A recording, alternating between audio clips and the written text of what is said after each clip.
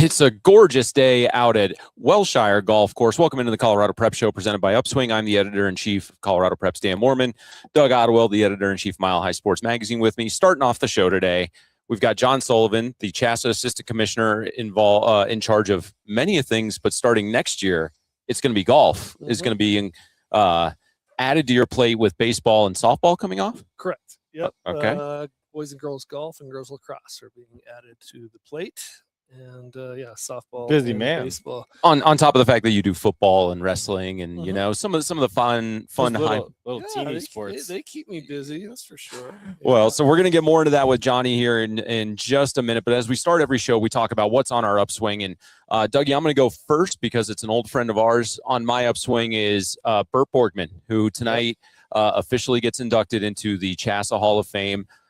Didn't plan this because you were here, Johnny. But we've talked a lot in recent weeks about some of the people involved in the CHSAA sphere that are responsible, certainly for you being here, definitely for me being here. Yep. And Bert was among those for me. He really saw the vision behind what Ryan Casey was trying to build with CHSAAnow.com. My coming aboard was very much in that vision. Bert was always influential in terms of guidance, support.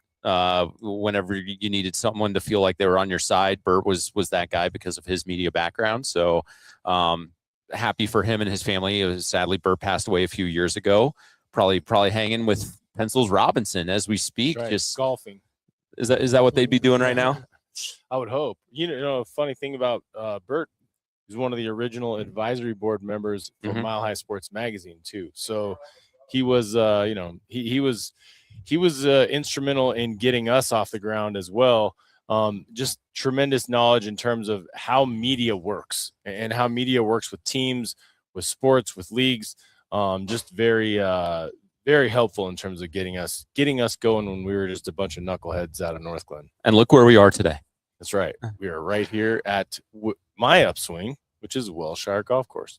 Today is this summer is the 100th anniversary of Wellshire, one of the prettiest and oldest courses in Colorado, made famous by Ben Hogan, Arnold Palmer, Dwight D. Eisenhower. Some of the greats in golf have played here, and the course is the same. I was out here this morning, got my first round in.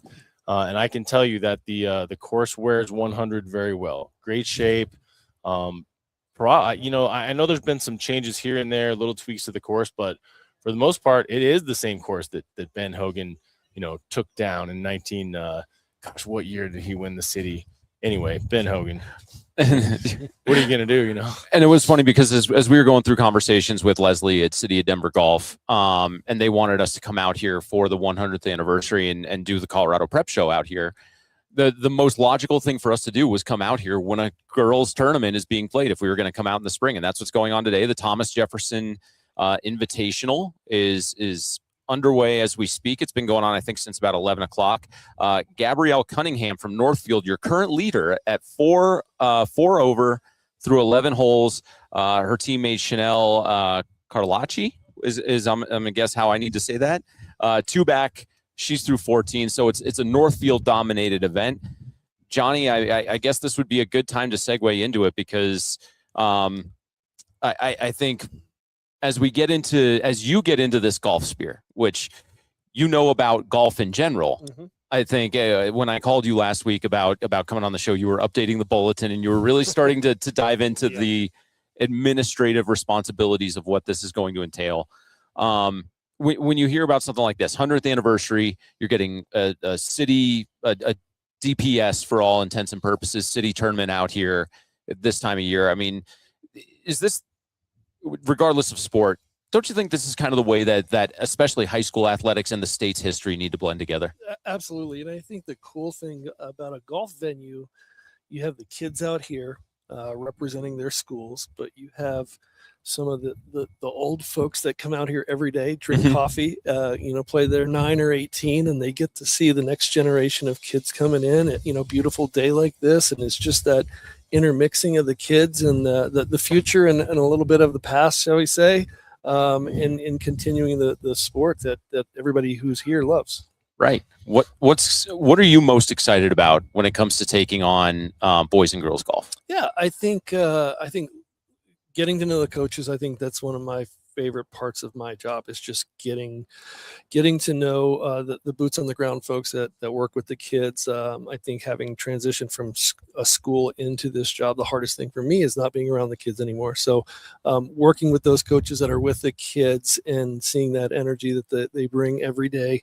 But I think, getting to talk to the kids as well. There's not a ton of interaction with the CHSAA staff anymore, like you would have at a school, where you get to talk to all the kids. And golf is the perfect opportunity. There's action when you're swinging, but there's walking and talking after, and getting to know the kids, and getting their perspective, the coaches and the kids' perspective on what needs to evolve in the sport or what is working well, and kind of going from there. When you talk about, high school sports, I think, sort of the first thought that comes to mind is Friday night lights or a packed basketball gym. Yeah. Golf is different in that, it's not necessarily a sport that the student body, I don't want to say supports, but they're not out lining the fairways, that kind of thing. Yeah. But it's a great sport for a lot of numbers. When you look at golf, boys and girls, compared to, say, other sports, what kind of numbers, participation numbers, you're talking about? Number of schools, number of kids, and how has it grown over the years? Yeah, it seems like it's become a really big deal in Colorado. Yeah, I think last year we added this past cycle added a classification for golf. I think that helps because it gives opportunity to kids that maybe they're able to compete at a level that it's more appropriate for them. So continuing those, and then kind of giving access. That's something I want to learn as well. People know golf isn't accessible to everybody, but when you have kids that can participate in high school, they now have access to a sport that they may not in different times if they weren't in school. You're going to find out, and we're going to put you on the spot with a couple of these questions. You're going to find out through this process, and this is nothing new. I've talked to Mike Book about it before him. I always talk to Tom Robinson about it. There are courses throughout the state that are always going to be willing and almost excited to host, whether it's a regular season high school tournament, then a regional, no more regionals, but definitely a state tournament. How much in your role with what you picture this role being for you, are you going to lean into that? Are you really going to utilize those courses that aren't just willing, but are excited about bringing the kids into their sphere? Absolutely. I think there's two parts to that. You have a group that may want to host as often as they possibly can. You want to obviously, reward people like that, but you also want to give access. Maybe a course has never hosted and they don't know how cool of an event it is. So you do want to, give options for those situations as well. But, when you do have people that year in and year out want to do it, and let's just say, a city like Pueblo that has multiple courses that, could potentially rotate things around, you obviously want to reward those people. They want to host for a reason. They want to be around the kids and do what's best for them. Chance to plug here, if you're watching the show and you're a new golf pro, maybe their course hasn't hosted yet. How does that process look? How do they express interest? What's the time frame in terms of booking courses out for years ahead or that kind of thing? Yeah, I'm still in the process of learning some of those ins and outs. I do know that all of our boys courses for the fall are taken care of. I think we're looking for state. Yeah, I'm sorry. And then the girls courses, I believe 5A is still looking, but there is a potential suitor for that.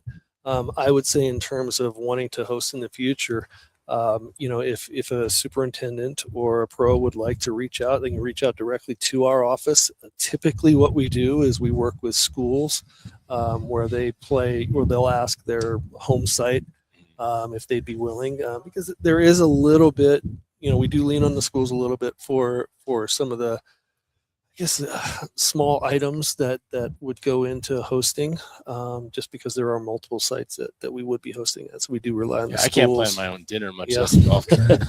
I'm always impressed. Like, Dan and I played up in Eagle last year. That was 3A. Yeah, the 3A boys, Eagle Ranch. Just they did a great job of hosting. You've been to a ton of them over the years. It's a great opportunity for kids to go out and play a course they probably would have never had a chance to play or never even thought about playing, just because it's in a different area of the state. Yeah. Well, when I first found out that John was going to be taking over golf, one of the first things I told you to do that would, in my opinion, would best serve you moving forward is 4A girls this spring is at the Bridges. And I know Mike Book's still on the West Slope, and he's the outgoing commissioner who's retiring, and that probably seems nice and convenient for him to just go right there. But I will die on the hill that if you want to learn the best way to run a tournament in terms of getting community enthusiasm, facility enthusiasm, school enthusiasm, it is at the Bridges. Yeah. I cannot say enough about that staff. Both times I've been out there, because you're allowed to play practice rounds on Sunday, which, as anyone in the chess sphere knows, Sunday athletic competition is a very rare thing. Mm-hmm. You play your practice round on Sunday. They've got kids out there with an all-you-can-eat buffet. They had live music one time. Awesome. It turns into a little bit of a party, and it makes you really excited to get up and go and figure out what the course is going to be about. Absolutely, that's really cool. It's great to hear too, and I would hope there are multiple places that do that, but who knows? There could be. That's the best one that I've seen. Let me put it to you that way. But when you get a place that just goes all in like that. They set the bar, and then you can start. I don't know about expecting other courses to do that, but putting some pressure, like, hey, this is what we. Dan asks at all of them. Yeah. He just walked in and he says, "I'm not sure if you know who I am. Where's the buffet? And if not, when will it be set up?" Right. Who'd you guys book tonight for the music? What are they covering? That's right. You're part of a sport that's taking a little bit of an innovative step. Tennis started it first a couple of years ago with the dual state tournament to crown a team champion. Yeah. Wrestling is going that way next year. Yeah, we'll have a dual state championship next year. Right. With golf, I've always been a fan. If Tom was here, you could tell him, and I probably every time I see Mike, my first question to him is, when are we bringing in match play for a team state championship? Yeah. I don't want to put you on the spot and ask when match play is coming. I can't answer that yet. but when you hear something, when you hear a fresh idea like that, how does that work between you and the golf committee and coaches and everyone who's kind of interested? Because every time, and not to put you in a bad spot, every time I've mentioned this to a kid in a fairway during a state tournament that this is my vision, they've all turned and said, I would love that. Yeah. That would be amazing. Yeah. I think you're right. It obviously would go to the golf committee, but I think in order to get things moving in a direction where you think a decision could impact kids in a positive way, grow the sport, things like that, I think it's something that falls back on our office that we need to take control of in terms of researching. And obviously there's the way budgets are in the state right now in schools, you don't want to put schools in a situation where they can't afford something or it's not feasible. So just researching things like that, obviously course availability, and I would think that kids would absolutely love it. Yeah. Does it fit on our calendar, the way the calendar is structured, things like that? Just a lot of little nuances that I think our office would take care of prior to bringing a proposal or something like that to the golf committee. So I'll throw you my one. We can't just do it because you want it. Dan, I know. In the world of Dan, this is how things should go. But I mean, you guys, your office is to blame for my mentality on this. I get it. In terms of let's do what's right and best for kids. I learned that. I don't think you can throw CHSA under the bus for all the things that fall into your mentality. No, not all of them. Just the betterment of kids through high school athletics. And that's the world we're going to live in. But so I'll leave you with this idea, and then we know you have Hall of Fame and all that stuff. We got to get you out of here. But like you do with tennis, because the individual tournaments and the state finals for team are two very different things, because you'll be at three sites in a couple weeks to crown your individual champions. Then you go to Denver Tennis Park in one day and crown your team Yep. champions between number 1 and number 2. Figure out your number 1 and number 2 teams via stroke play in the individual tournaments, and then send everyone to Common Ground on a Saturday morning. It's the home of the CGA. Good, you can probably get behind them a little bit to grow the game a little bit, and send them all off. Yeah. Just those first few tee times in the morning, and Sounds like we have it figured out. So I was going to ask you if you were taking notes, because if not, you can check it out on YouTube later. Well, the thing is, I'm sure Dan will tell me again as well. So you're going to get. Or why not Cherry Hills? I mean, while you're making your wish list. Well, I mean, I don't know. I would love Cherry Hills. You and I have played Cherry Hills. It would be great there. But if we're talking Common about Ground's closer to my house. So Common Ground is a that'd be great good. course, Yeah. and what? There's so many great courses. good people If you had a favorite course in Colorado, whether it's one that has been part of the high school tournaments or just one that you love to play, which is it?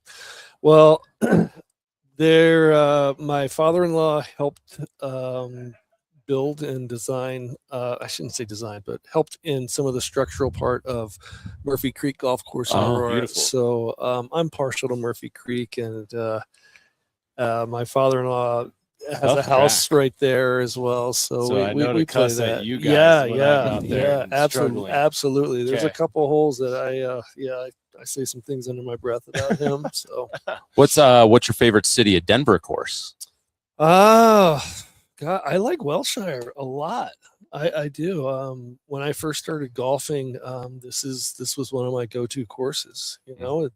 It's a great course.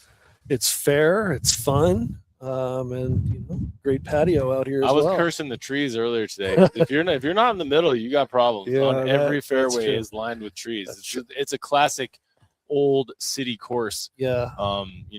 I keep enough golf balls in my pocket that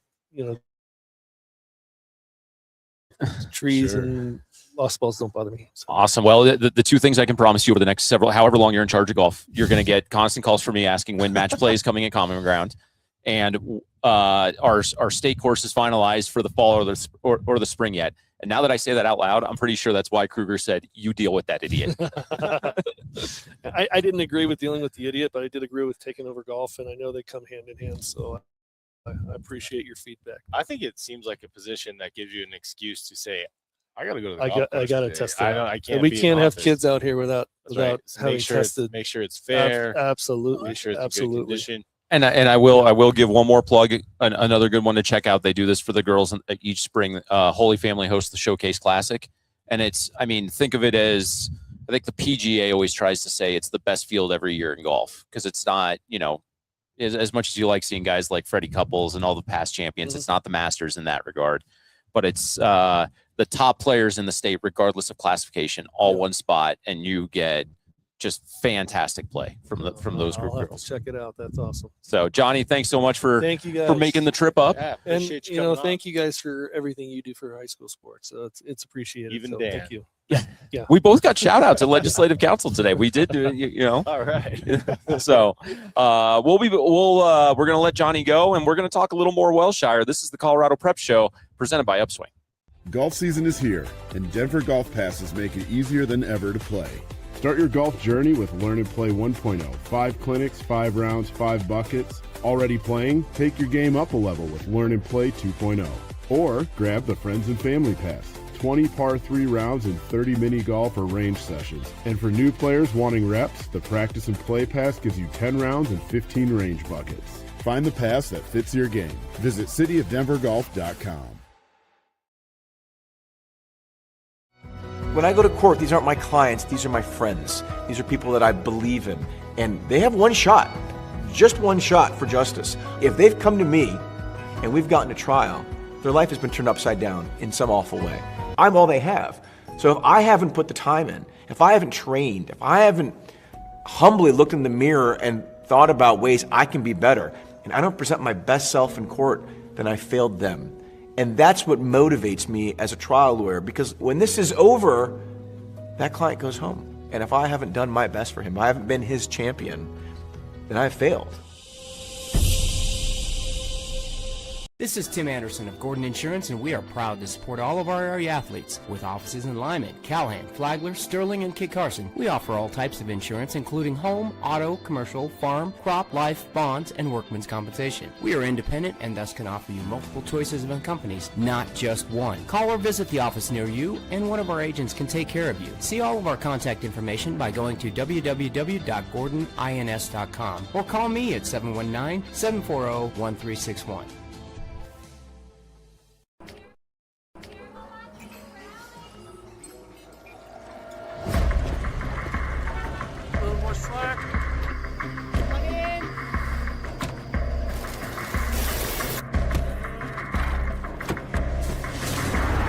Whoever said work smarter, not harder, didn't realize you could do both.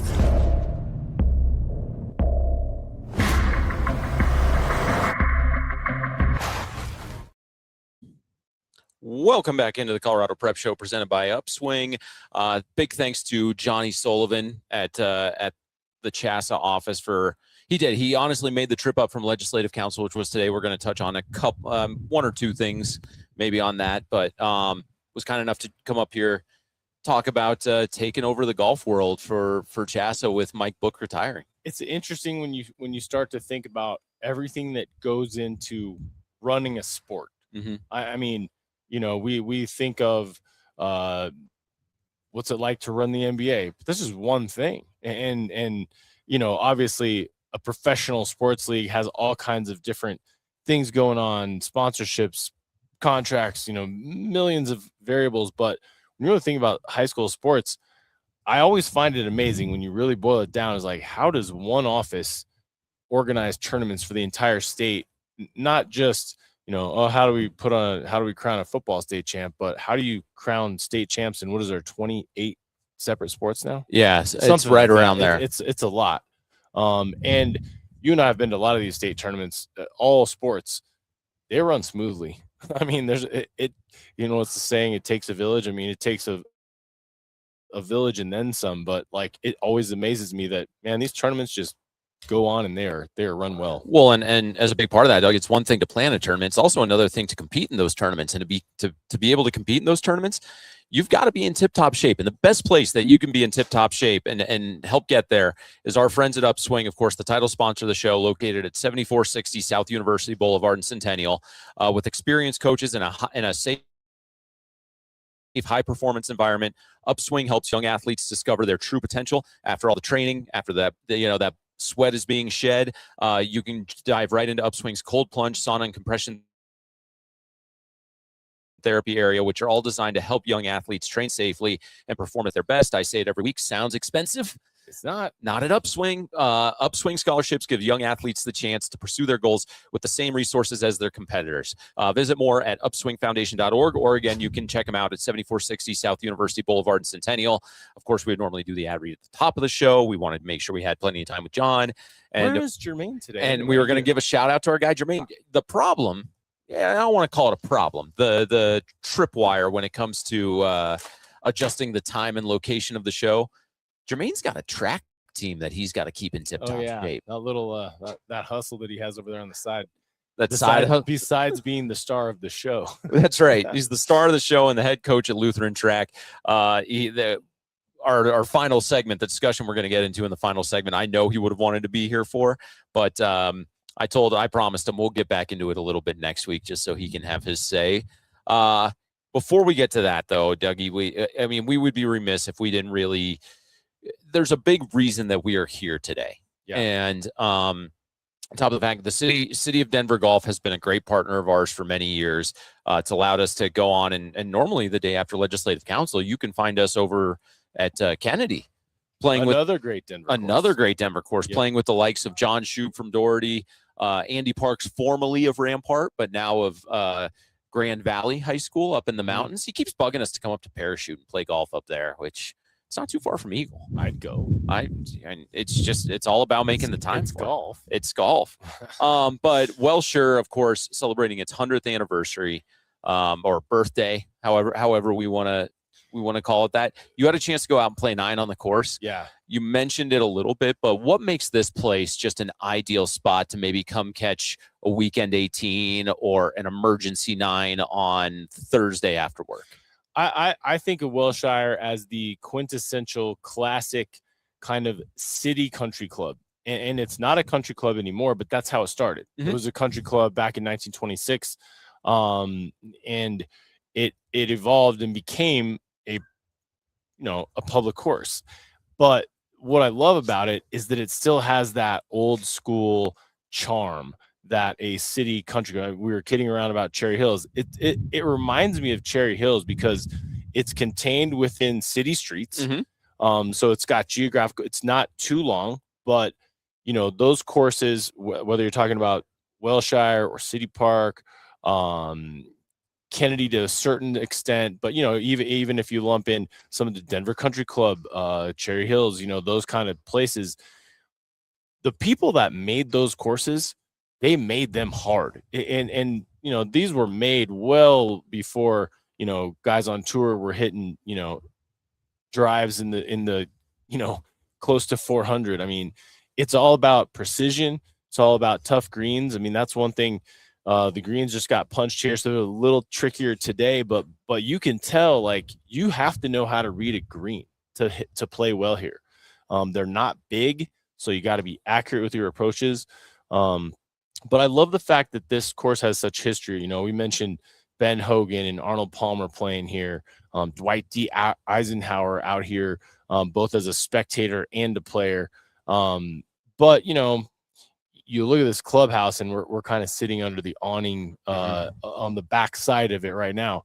It looked the same as it did when it was built, and I think that's cool. I love the fact that the city of Denver has preserved this place because there's a lot of great memories here. They've obviously taken tremendous care of the course, and golf's such a big part of summer in Colorado that I think this is one of the crown jewels. And we had a nice spread on Wellshire's 100 in the magazine last month. Mm-hmm. So I just think it's a place that if you've never been, you should get out here. It is a place that you can kind of hear and feel the whispers of history as you're out there swinging. You get out there early in the morning, there's a little dew on the grass.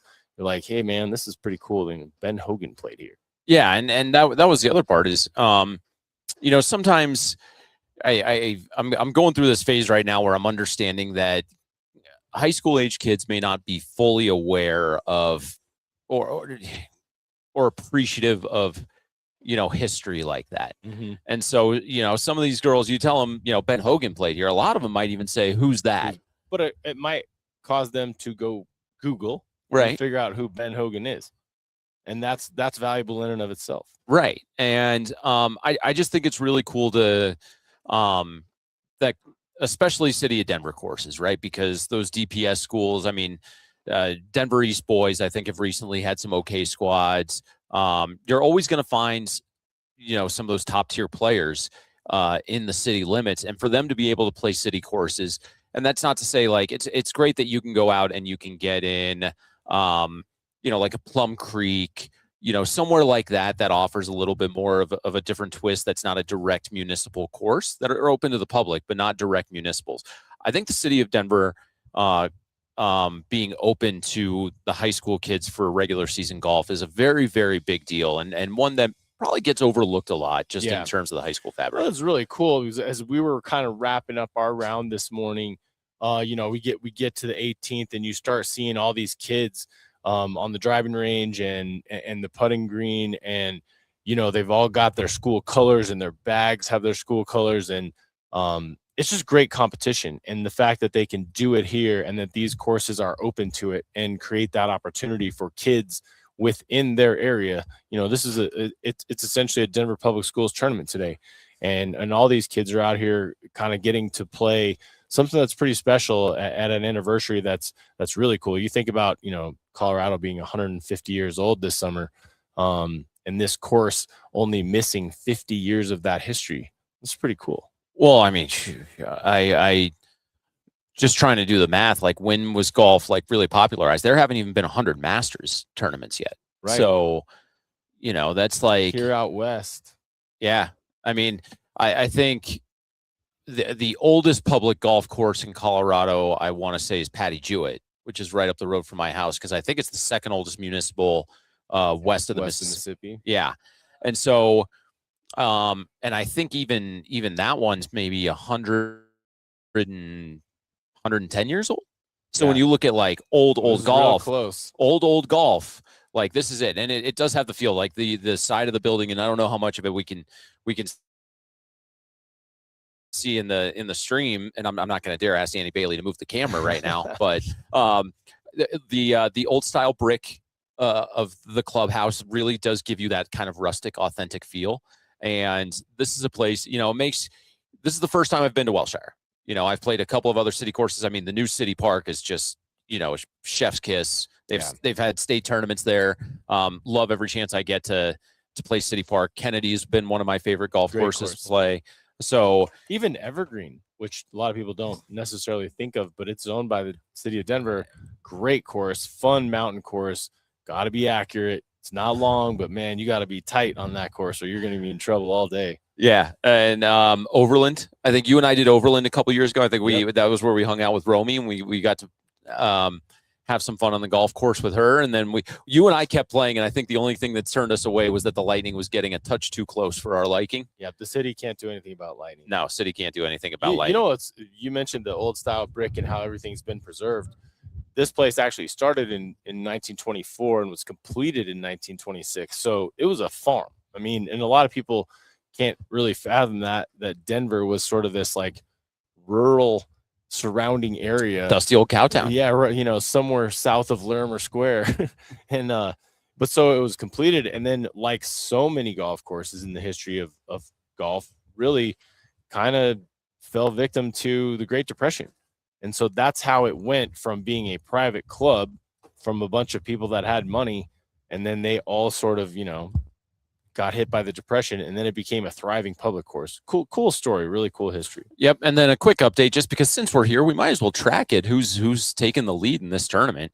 Gabrielle Cunningham still in the lead at 4 over. Dougie, since making the turn, she parred 8 and 9 going in, but since making the turn, she's even. So she's played her last 6 holes at even par, and very much looking on pace to get the win. And I think she's the 2 seed for the Nighthawks if and get to the team. Yeah, give me the team scores. I can tell you right now that she's the 3 seed for the Nighthawks. Okay, nice. My after the turn performance was not similar to that. I was not even through 6 after the turn. Well, Northfield sitting number 1 as a team, Denver South number 2, Vista Peak number 3, Denver East number 4, and then Thomas Jefferson at number 5. Of course, George, Denver West, Denver North, Rangeview, all here. We've seen kids coming through. You pointed out some of the gear's pretty good. Yeah, I was gonna say. I mean, is it too much to start asking for golf bags? Like I saw a Patriots golf bag. You know, it was like one of the big tour bags, had the sweet Patriots logo on it, green and white. Like, I mean, I saw Brendan Netherton this morning at Legislative Council, and put in a good word for me.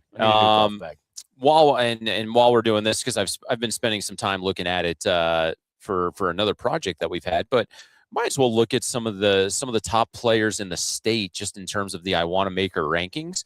We're getting close to that time to where they're going to start qualifying for state. You know, you need your 5 best rounds to get you in the field. And right now, we'll just go in order, and then we can kind of move on. Individual rankings: Sophia Lee from Colorado Academy sitting at number 1, Scout Fitzgerald from Legend number 2, Zoe Barrower from Littleton at 3, Ella Scott from Valor Christian, Cheyenne Strick, a defending state champion from Timnath, Peyton Landon is at number 6 from Timnath, Addison Dorsey, Manitou Springs, Colorado, at number 7. Lily Cohen at number 8. We shouted her out, I think it was last week, for her hole-in-one at the Highlands Ranch Invitational. Chloe Johnson at number 9 from Valor Christian, then Landry Frost at number 10. Of course, they're all in different classifications, but all probably shoo-ins. That's what I love about golf. Doesn't matter how big your school is, just matters how small your score is. That's right. Legislative Council was today. Nothing too crucial came across the docket. It was more committee reports were getting passed. There were no constitutional proposals out there. I think the big one that some people were curious as to how it was going to go was extending the football player and coaches box down to the 10-yard line as opposed to the 25. That was something that way. It got shot down, so that's not happening. But I saw our friend Brett Mertens from Montrose. I hung out with Brett a little bit over the last week. Colorado Sports Hall of Fame, and Montrose was well represented there. That's right. And then National Football Foundation banquet on Monday. We actually, I sat at the Montrose table, and Brett was telling me about just about that proposal and what it meant. I was like, I'll just apply for a credential for you. So if you're wearing a credential, you can go anywhere. Just, make sure your headset can reach. That's right. But, and then of course, Hall of Fame tonight, big class headlined with the induction of Burt Borgman, which we talked about at the beginning. Doug, we had a big high school sports story kind of come across the wire. You were the one who texted me about it last week. And I think it's something that is worthy of a full discussion. And so I think that's going to make up pretty much the entire back end of the show. So we're going to dive into that right after this. This is the Colorado Prep Show presented by Upswing. Yo, I can guard pro in these. I can guard you and route you up. You sure about that? You fellas looking for a quarterback? Let's go! You're right, Billy. These do bring out my eyes. Every shoe for every athlete. Dix is the GOAT. Golf season is here, and Denver Golf Passes make it easier than ever to play. Start your golf journey with Learn and Play 1.0. 5 clinics, 5 rounds, 5 buckets. Already playing? Take your game up a level with Learn and Play 2.0. Or grab the Friends and Family Pass. 20 par 3 rounds and 30 mini golf or range sessions. And for new players wanting reps, the Practice and Play Pass gives you 10 rounds and 15 range buckets. Find the pass that fits your game. Visit cityofdenvergolf.com.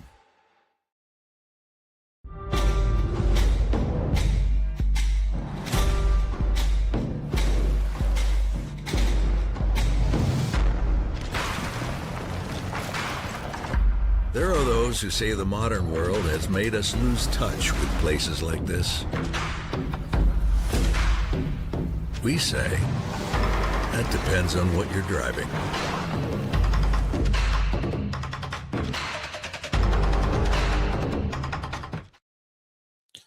Welcome back into the Colorado Prep Show presented by Upswing. Dan Mormon, Doug Ottewell, out live at Wellshire Golf Course, our first real live remote experience in terms of a high school event, except for our road to state stuff. But that's an event in and of itself. That is an event in and of itself. So the Thomas Jefferson Invite is going on kind of behind us. So we still see some girls. Speaking of Thomas Jefferson, only Thomas Jefferson in Wyoming can make Brown so cool. Thomas Jefferson gear is chef's kiss. I mean, it's we great. Need some for the show. Great looking stuff. We need some for the show. I got a Spartans hat at home. Okay. Yeah, that's a start. Actually, funny enough, I ran into our friend Dirk Peterson, Lyman AD today. Gave me a look and said, "Hey, you guys going up to Breckenridge for the CATA conference, which we've normally been at?" I told him, "No, we're not going up this year." He goes, "Well, I have shirts for you."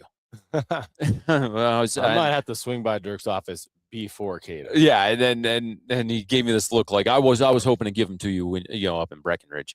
And I said, I'll tell Doug to swing by on his way out to the range. You know a guy. Near the guy. So you sent me a text message last week, and I was busy diving into the big project that we're working on. Still not ready to announce on this platform, but and all it said was Cassius Clairvaux to Valor thumbs down. At which point I was like, what's going on? I asked what you meant, and you sent me the image of a social media graphic that was posted by our friend Carlos at Denver Sports Media, which has since actually come down. Okay. I did not know that. Yeah, that's a big piece of this conversation. But it was Carlos acknowledging that Cassius Clairvaux had told him that he will be transferring to Valor Christian in the fall. Of course, the image was Cassius kind of tearing off his Broomfield gear with Superman. It was the Superman look with Valor underneath it. To say it caused a firestorm might be a little bit of an understatement, because in the span of 15 minutes after I got that text message from you, I had probably talked to a handful of ADs, a former member of the CHASA staff, and under the big guise of what's going on here. Right. And I've been trying to think about this conversation all week. I think this is a good discussion for you and I to have. Your dad was the former commissioner, so I think you can speak to some of the transfer experiences that he went through, and we're both around high school athletics enough to know kind of what's what. Mm-hmm. First thing I want to acknowledge is that whatever Cassius, wherever he wants to go to school, wherever his family feels like is best for him to go to school and all that, that's none of our business. The sports component of how it affects others in that sphere is more of our business. And it's not even so much an issue with Cassius individually. He's going to be the example that we're using for the sake of this discussion. Right. But I think this is more of a concern about transfers in general. Yeah. And how everything's being treated. And I think the communication and the process that surrounds those transfers. I think one of the things that jumped out to me about this situation, and again, as you said very eloquently, where Cassius Clarvo chooses to go to school, where he thinks is the best fit for him, whether that's school, sports, socially, other extracurricular activities, like that's not my job to say, hey, you shouldn't be able to do that, or this isn't right to go there. Of course, that you want that for every kid. The best place for you is the best place for you, and we want that for every kid. That said, when you're talking about sports, and I think part of the problem is that as a society, we've kind of lost that line of this is what makes fair play.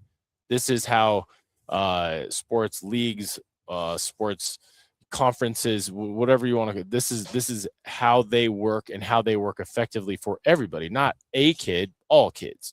Or in the case of college sports, it's really gotten that line blurred because, you know, it used to be such a strict process, and you know, you couldn't talk to schools before this time, you couldn't do this, you couldn't do that, and some of those rules are still in play. But I think how it's perceived and greatly perceived through social media is funneling down to lower levels of sports. So as an example, you see a high school senior accepting offers from all these schools, and then when they decide to go there, they can post about that. When they decide to transfer, they post about that. And there really aren't any rules as to what can and can't happen on social media.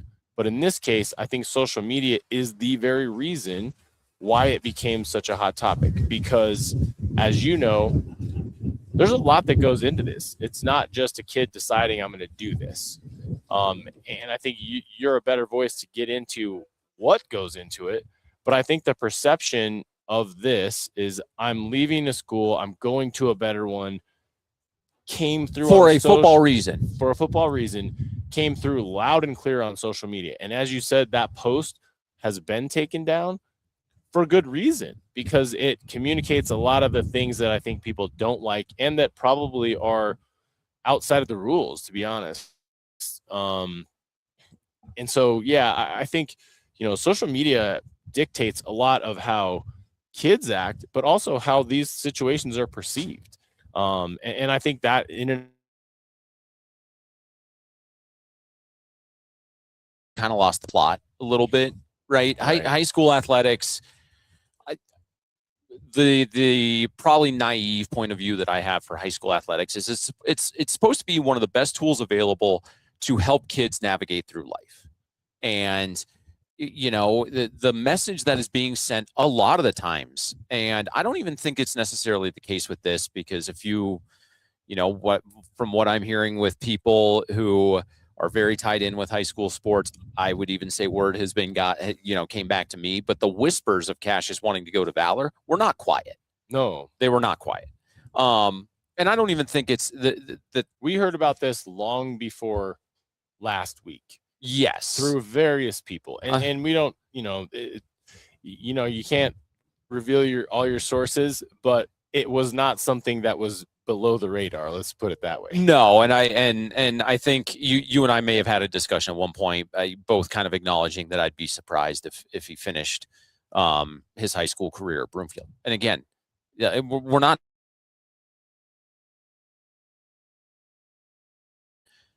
whenever he's playing football.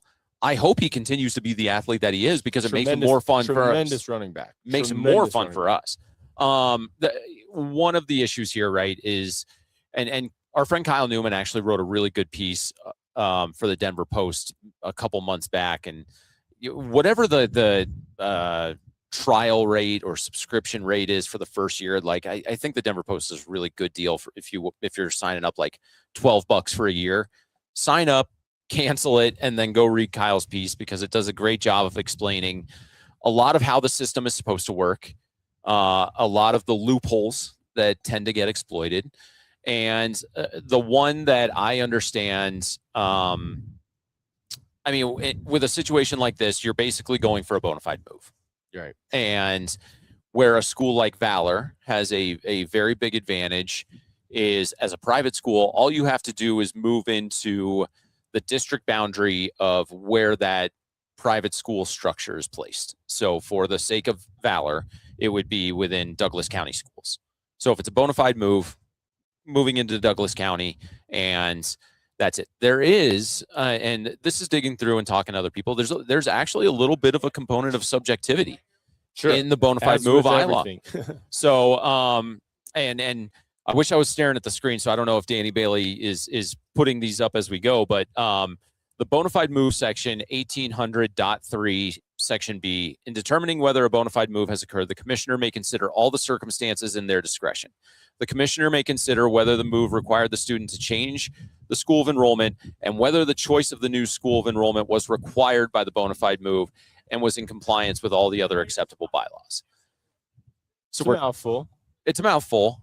Where kids can get in trouble, I don't want to single one kid out, but a social media post like this can signify, if it's a bona fide move and your house goes on the market post social media post and doesn't get sold until then, and you end up at your new school, if the commissioner has discretion, you're saying your choice of school dictated the move, not the move dictated the choice of school. Right. And so that's a really tough spot. And the one thing, I feel bad for Mike Kruger in this one, because was it you that gave me the analogy of it's like bringing your best friend up to your parents on a Friday night when you're a kid? Can you spend the night? Can you spend the night right in front of them? Right. Because there's no outcome in whatever decision is made where you can emerge the winner in this situation. Well, that's part of the trouble with social media, because as opposed to, let's call it 1985, if a kid wanted to transfer, probably the only parties that knew about it would be current school, future school, and CHSA. Mm-hmm. And there was no one's writing a news story about someone who might transfer. Right. So I think the problem with this becomes all of a sudden you subject yourself to the court of public opinion. And whether you or I think one thing or someone else thinks another, the reality is that line is going to probably be split down the middle. And there's going to be people that say, hey, Cassius is a great running back. He should go to whatever school that he fits in best, even if it is for sports. Other people are going to say, nope, that's not fair, because what if all the great players decided to go to the same school just because they want to? Right. And there's probably consideration from one end to the other and all through the middle. And I think where you're saying, Mike Kruger and the CHSA as an entity, that's a tough water to navigate, because you're going to have criticism on both sides, and that's nothing new. An organization like the CHSA is always going to be subject to criticism because people don't always agree with rules. And it's just tough because it does sort of put this one kid in the spotlight for one reason. And I think it's a good and bad. And fair or not, he's going to get bashed for it. Sure. And again, I don't know if I can enforce this enough. Not from us. We're not bashing him by any means. No. We don't know the reason why he wanted to make that move. No. And it's like I said, it's my job to speculate. And it's none of our business. It's really not. The football component of it then becomes a little bit of an interest, because how does it affect others? How did it affect Chris Helbig, who just got the job at Broomfield? Right. Was that a big selling point in the job interview of, you got the state's best running back? On top of this being a good job, you have this running back that's going to do amazing things for you. How does it impact the kid that spent his first 3 years at Valor, and it's he's the up and coming senior that might be starting running back this year all of a sudden? Now what does he do? Want to transfer because a kid that had better stats moved? I mean, it's a chain reaction that I think it's not new. I mean, this kind of thing has been happening forever, but I do think when it's so public and when there's such a, I guess, brash social media post, not only does the situation create problems, but the perception of it creates problems for future transfers, whether that's for the schools that kid is leaving or the schools that a kid wants to go to, or for the CHSA in general. I think it just, this strikes me as something that's going to cause or create a precedent of how future transfers are going to take place, how they're viewed, certainly what maybe a kid should or shouldn't do during the process. Well, you would hope, and this is where this isn't college athletics, it's high school athletics, and I think the circumstance is it's wrong, right? The way everything played out. And for starters, Cassius did not send out that initial social media post. That was our friend Carlos at Denver Sports Media. I don't even think Carlos was doing anything negative or nefarious. He just, he's reporting news. If you look at what he does, it's very consistent with what he does. Cassius did he did accept it as a collaborator, but where's I want to know where the adult is in the room to kind of guide him and say, hey, like we operate on very, very different circumstances.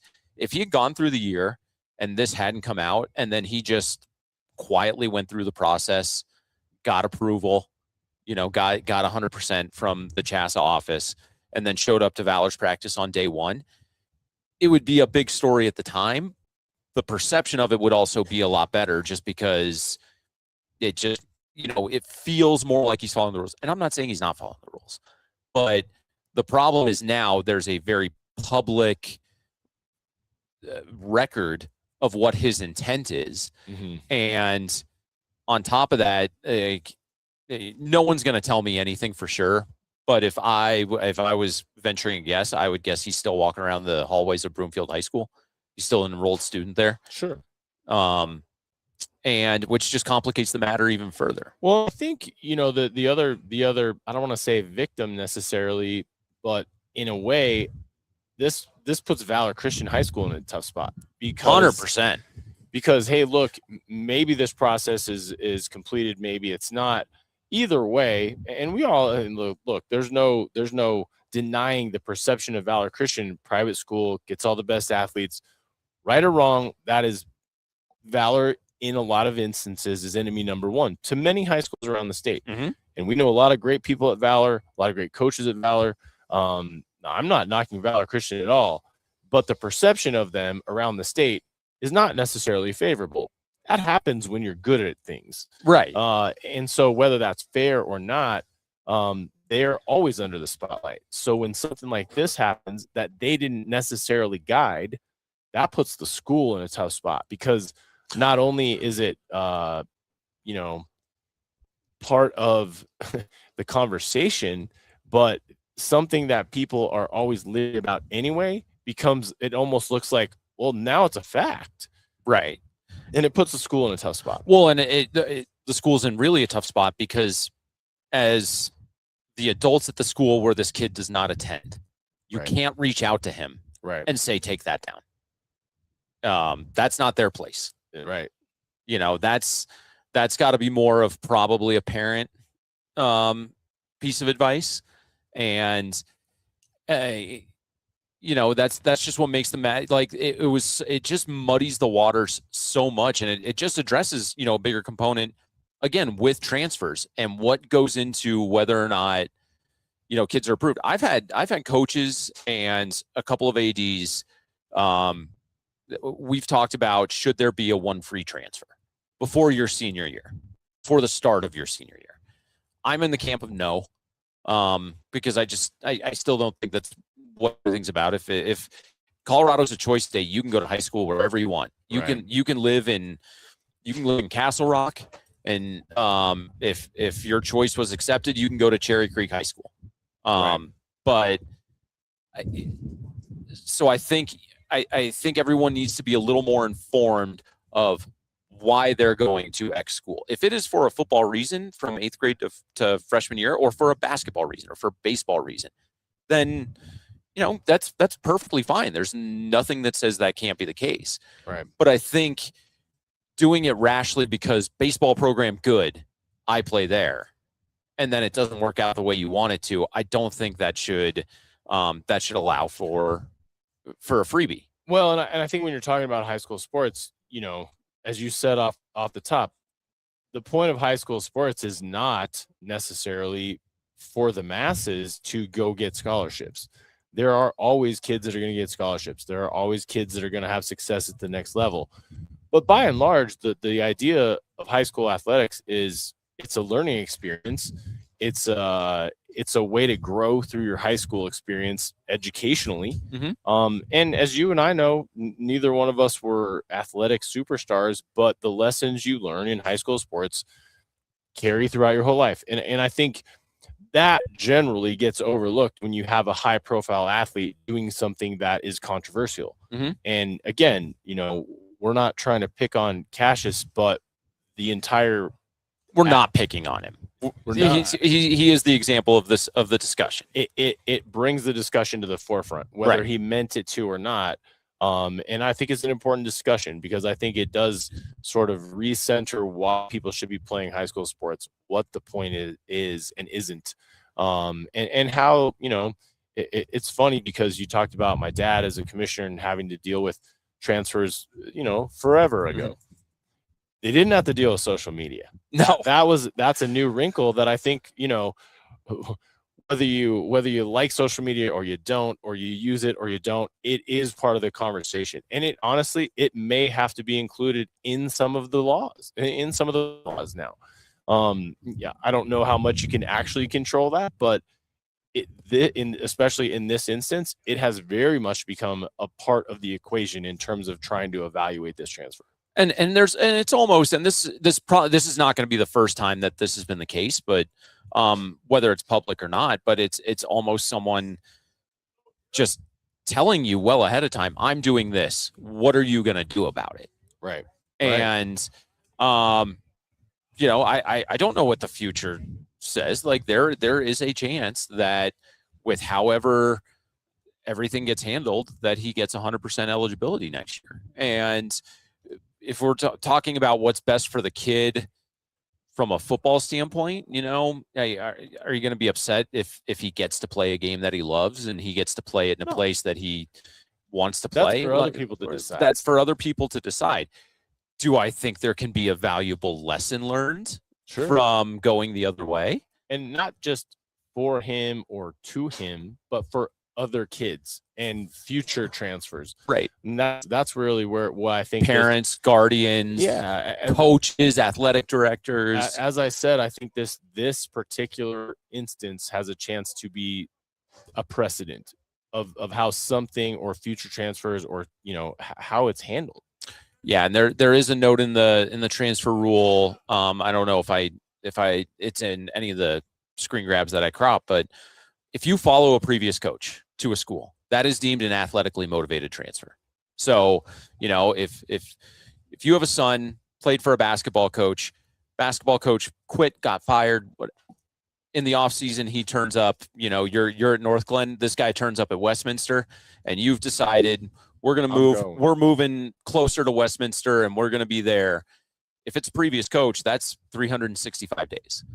And so if you can make that determination off a previous coach, the day we live in, I think you can make a determination off a social media post that was, probably not the best thing to put out there. Yeah, and I think that is it is a valuable lesson for him and for other kids that are considering and or need to make a transfer. It's not always just about like, oh, I want to do this. Some transfers are very much bona fide, and just procedurally think about this one. Right. And even some transfers who on their face have been bona fide have been denied. And I can think of one. I have a friend who's an AD down in the Springs. Dad choiced his kid into a different school for a different for reasons that were bigger than athletics. Let's just say that. Well, it didn't work out just from the functionality of getting his kid to and from the school that they choiced into, and the school that he should have gone to was right around the corner. So he had to transfer him back there after his sophomore year. Would have been maybe a JV varsity swinger in his sport of choice, and was told 365 days because it wasn't a bona fide move, even though it was for the betterment of the kid in the school environment or in the family environment to get him back to the other school. So it was definitely not motivated by athletics in terms of the transfer, but he got dinged for 365 days. Well, I think the tricky part too is that, not everyone's completely honest and or transparent in their reasons. Loopholes. Yeah, and what you say and why you want to go might be two different things. And that is for a human being who has subjective input to decide. And that's a tough spot. As you said earlier, it's a tough spot for the CHSA on this one because the data that's coming into them is different than probably most situations. And to consider all that and to consider what's fair, to consider what's true and what's not, it's a tough job. So I don't envy it. And I don't envy, the schools that are involved. It's like we said, this is one of those ones that got thrust into the spotlight, and a lot of learning will be taking place after this.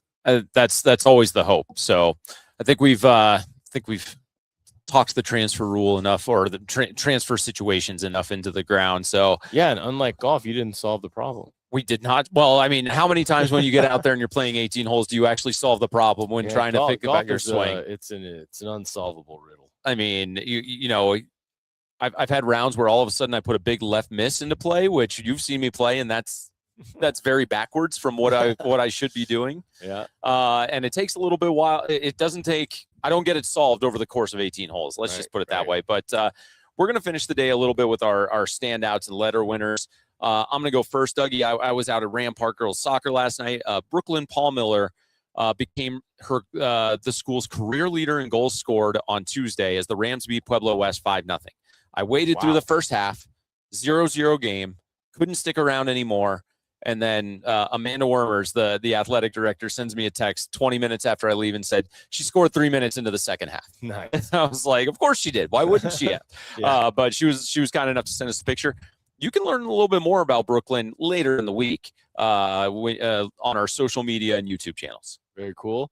I'm going to go with Judah Howe, Monta Vista Baseball, hitting .818 in his last 4 games. Is that good? That's like, that's better than the Nuggets shot in game 2.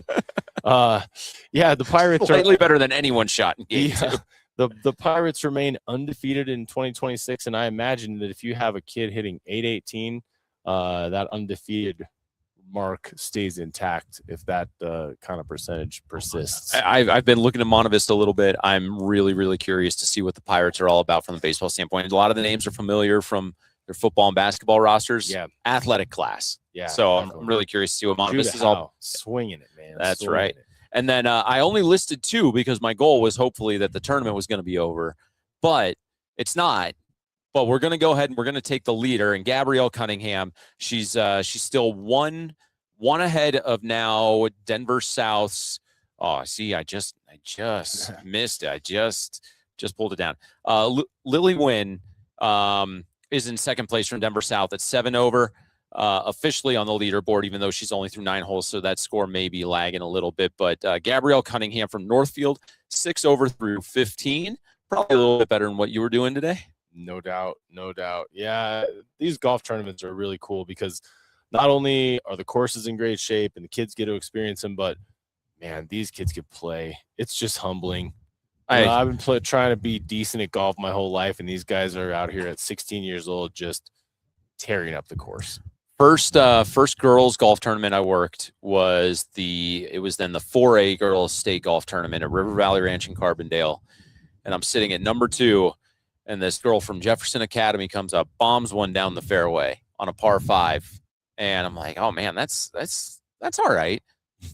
Gets it there in 2, misses the eagle putt by that much. Her name was Jennifer Cupcho, and she's done okay things in decent game of golf. Not so a bad high school golf. Big thanks to City of Denver Golf and Wellshire for having us out here. Big thanks to Danny Bailey for always making the equipment work. He always looks like he wants to go Happy Gilmore or Bob Barker on me, however we got to say it on these on location shows. But live TV, it's a lot of fun. Where would we be without Danny Bailey? That's right. So we wouldn't be at Wellshire. Big shout out to them, like you said, Denver, City of Denver Golf staff here. Everybody here was super gracious, and we had a nice day at the course. That's right. And then for anyone interested in Colorado Avalanche and Denver Nugget watch parties, I mean, we've got Mile High Sports has watch parties going on all over the place. Check out the events page on milehighsports.com for more information on that. And yeah, hopefully the Nuggets can pull ahead tomorrow night. Avs can finish off the sweep, and we will be back probably in our regular chairs on Monday. Yeah, and hopefully the wind dies down so that, it's a fair course for the people coming in late. I mean, Gabrielle was just 2 over so far on the back 9, a couple of bogeys, but she's still very much in control of her golf ball. I love it. For Doug Ottewell, John Sullivan, staff at Wellshire Golf Course, Danny Bailey, I'm Dan Moorman. This has been the Colorado Prep Show presented by Upswing.